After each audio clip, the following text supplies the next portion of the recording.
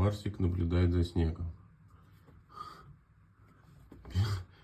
Первый раз, видимо, увидел. Как его интересно.